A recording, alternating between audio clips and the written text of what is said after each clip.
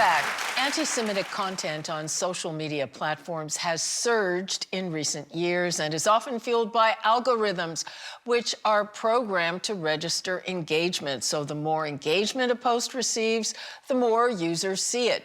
It's how a video making gruesome and offensive jokes about the Holocaust was recommended to more than 6 million viewers on TikTok, and why anti-Semitic posts referring to Jews soared more than 61% after Elon Musk, a free speech absolutist, took over Twitter.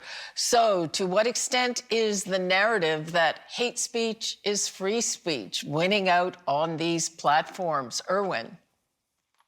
Well, you know, that narrative ignores the fact that, and there's sometimes spoken invoking the U.S. First Amendment that all speech is protected speech. But even under the U.S. First Amendment, treason is not protected speech because of the right to national security. Pornography is not a protected speech. Perjury is not protected speech because of the right to a fair trial. And here in Canada, we have, in fact, through the Supreme Court and the like, made it very clear that on the one hand, while we respect freedom of speech as being the lifeblood of democracy, when it crosses the line, it constitutes an assault on speech itself. It constitutes an assault on the right of minorities to protection against a group vilifying speech. Constitutes an assault, as I mentioned, on our democratic values. And so we need to take appropriate initiative, and we've now tabled legislation that will make Holocaust denial and incitement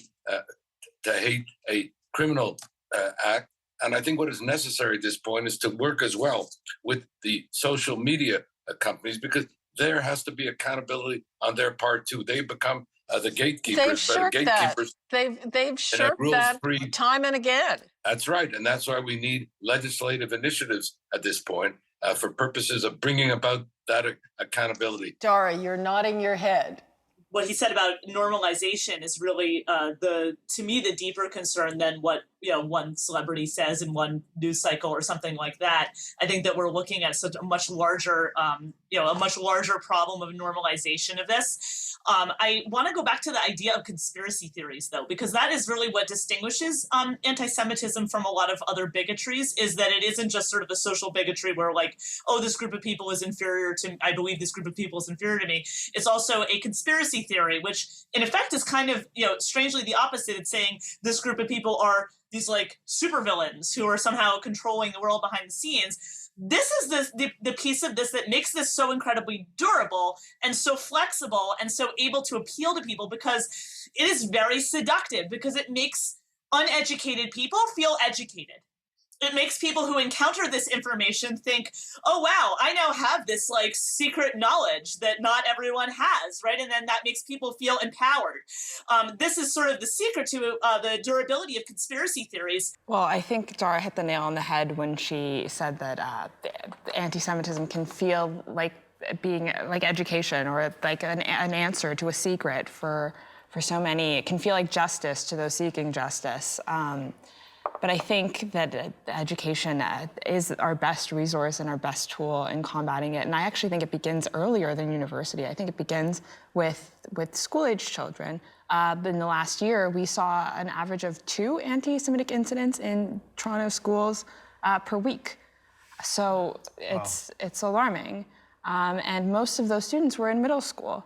So they were probably getting it at home, I would guess. They're probably getting it at home. It's rhetoric in video gaming. So we've created a resource called Unlearn It. The website is unlearnit.ca. This is educational resources targeted towards grades 6 to 8, because I really think that that's the age that you can kind of best begin to combat it. Before we break again, Martin, how do you see the new Twitter run by Elon Musk, where you can say even more than you could beforehand? Well, it's a bit of a double-edged sword. If I remember correctly, he has banned Kanye West. Forgive me if I'm wrong, but I think he has.